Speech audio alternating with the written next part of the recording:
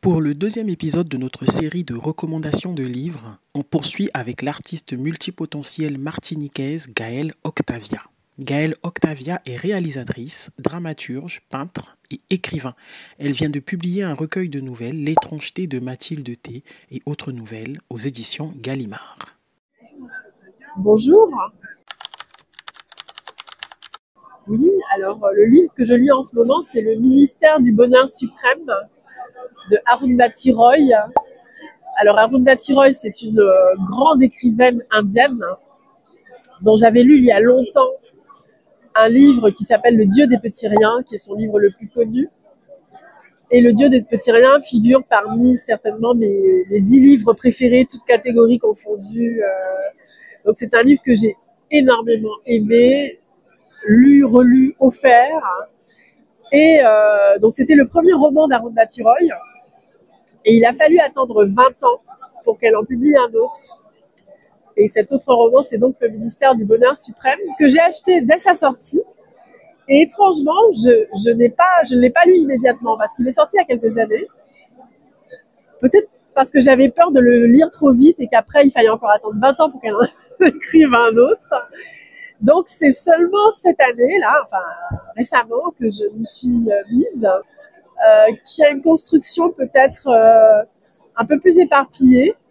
On a plus de mal à voir où elle veut en venir, mais il y a quand même cette écriture magnifique qui est celle d'Arundhati Roy. Il y a la société indienne avec toute sa complexité, sa cruauté aussi. Il y a toujours énormément de cruauté dans tout ça.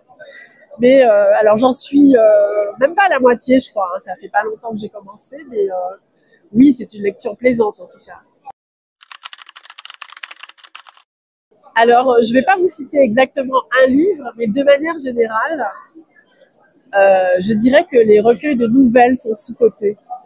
La nouvelle, c'est un genre que j'apprécie beaucoup et dont je viens d'ailleurs de commettre un recueil. Voilà.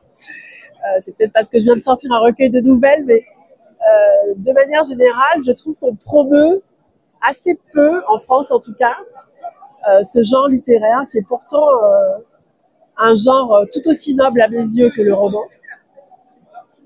C'est un genre qui mobilise des qualités d'écrivain tout aussi solides que les qualités nécessaires à l'écriture d'un bon roman.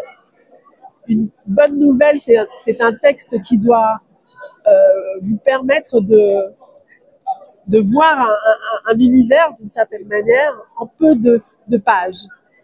En tant qu'auteur, quand on écrit des nouvelles, on a peu de mots pour faire exister des personnages forts, des situations fortes. Et pour autant, il faut que que ces personnages, que ces situations, que ces trames, que ces histoires soient aussi puissantes que si on disposait de tout l'espace que donne un roman.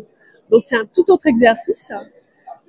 Il n'y a pas lieu de comparer quelque part la nouvelle et le roman. Hein. Ce serait comme comparer un sprint et un marathon, ça n'a pas de sens. Dommage que finalement ces petits chefs-d'œuvre que sont les nouvelles souvent soient aussi méconnus.